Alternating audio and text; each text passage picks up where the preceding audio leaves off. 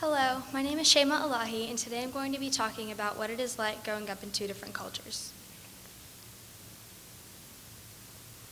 Now, a little background information. My parents are from Pakistan, and they got married in 1989. They moved to London in 1992, where they had my older sister Fatima. Then they moved to Arkansas in 1994, where my older brother was born. South Carolina was next, where, surprise, I was born. Then they moved to Oklahoma. No one was born here, shocker. And then they moved to the greatest place of all, Texas. And the last addition to my family, my little sister Zainab, was born here. So already we're kind of from all over. But what I want to talk about today is how I have grown up and how my culture has impacted my life. There are so many things I could talk about, but I'm going to focus on just a few. So the first thing is my family.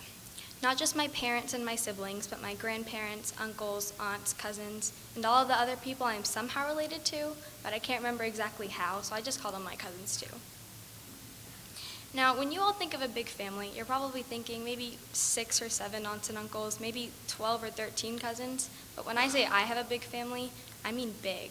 I have 29 cousins, just on my mom's side of the family. I didn't even try counting how many I had on my dad's side until I started writing this speech, but I have 32. So that means I have 61 cousins altogether. Even if it's hard to remember that many birthdays, which I definitely don't, and to sometimes even remember someone's name, I can't even begin to explain how much fun it is to have such a big family. With so many of us, it never gets boring. Unfortunately, my family, as in my parents and me and my siblings, live halfway across the world from the rest of our relatives. To be exact, 7,950 miles away. And we only get to see them about once a year. It's pretty difficult being away from people you are so close to for that long. It shocks me when I see my little cousins after a year, because one summer they can barely walk or talk, and the next time I see them, they're all over the place and can't keep their mouths shut. Like up here, I have a picture of my youngest cousin. She was born in 2013, but I didn't get to meet her until she was about 1.5 years old. And that's her on the right too. Most of my relatives have never visited us here in America, but a lot of them are coming for the first time in just a week for my sister's wedding, and I couldn't be more excited. But being away from them has taught me a lot about patience and sacrifice. It can be so upsetting sometimes when I see pictures or videos of all of my cousins together, because I wish I could be with them. But I have to remember that I have an amazing life here, and I wouldn't give up this part of my life for anything. After all, I was born and raised here,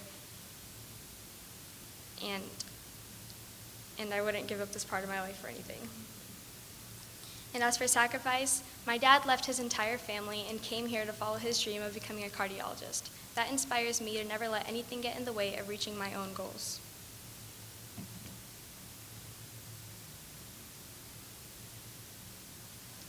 Now, there are 3 major things in my culture: food, weddings, and clothes. Sounds a little materialistic, I know. But I can't go overseas without hearing about all 3 of these things at least once every day. So I'm going to start with food, just because it's food. One word comes to mind: spice. I'm sure everyone here has had a taste of Indian food, if not Pakistani food, but they are pretty similar. And for some reason, spice is a must in every single dish. And guess who can't handle spice at all? Me. I can't do hot Cheetos or Tabasco or jalapenos or wings, so Pakistani food definitely crosses the line. When my mom cooks, she has to take out a serving for me before she adds a spice for everyone else. And that's just the food here. The food overseas is 10 times spicier. They find a way to add spice to everything, like the McDonald's is spicy, the KFC is spicy, even the pizza is spicy. So I actually end up losing weight every time I go because I physically cannot eat some of the food there. So when I was little, I used to say that I hate all Pakistani food, but then I realized that once you take out the spice, it's actually pretty good. Now, compared to the food here, I'll be honest, I enjoy Tex-Mex a lot more than like curry, and if you know me well, you probably know that I can't live without quesadillas and guacamole. But food is a big part of every culture, and without my mom's cooking, my household just wouldn't be the same.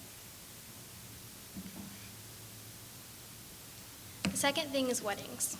So Pakistani weddings are extremely different than American weddings, and I get a lot of questions from my friends about it. They are usually 3 days long with a different event on each day. The first day is the celebration event for the bride, the second day is the big day, like the actual wedding, and the third day is an event held by the groom's family. This means 3 times the planning and 3 times everything that goes into a wedding, but it also means 3 times the fun.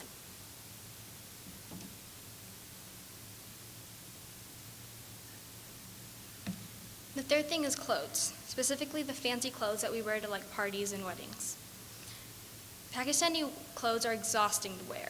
They are heavy and long and covered in sparkles and sequins and beads that stick to everything, and I trip every single time I walk, but they're also really pretty. The thing with our clothes is that they are custom made, so a lot of time and effort goes into getting measurements and choosing our colors and designs, but in the end, you're left with something that looks like this. And they can be a lot of fun to wear, but my favorite part about wearing them is taking them off when I get home and changing into leggings and a t-shirt.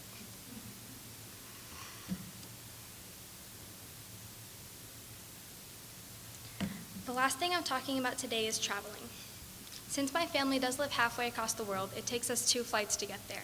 One 15-hour flight and one 4-hour flight. It is absolutely exhausting, and the jet lag is terrible, but it's definitely worth it. There are no flights that go straight to Pakistan, so we have to stop in a different country on the way. We've stopped in Dubai, Abu Dhabi, Qatar, and London, and it is so fun when we get to stay for a few days. It is also fun when we get to visit other countries when we are already on that side of the world, like Jordan and Turkey. These stops have given me so many fun opportunities, like sand duning in the desert, indoor skiing, and riding a camel, which is actually very scary.